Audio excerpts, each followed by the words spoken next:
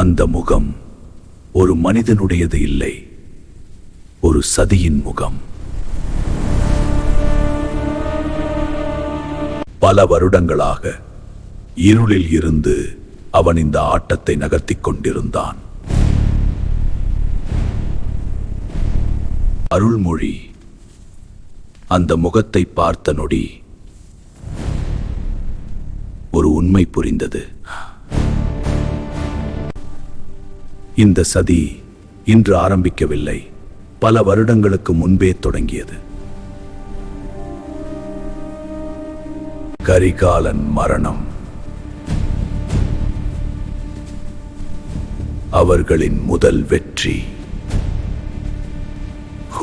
ஆனா இப்போது அந்த இருள் நேராக சோழ சிங்கத்தை எதிர்கொண்டது. அருள்மொழி, நீ தாமதமாக வந்துவிட்டாய்.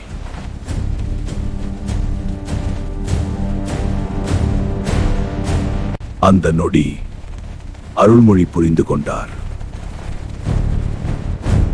இது அரசியல் இல்லை, ஒரு போர். அந்த இருளின் கீழ் சோழ வரலாற்றின் மிகப்பெரிய மோதல் உருவாகியது. ஆனா அவன் தனியாக இல்லை.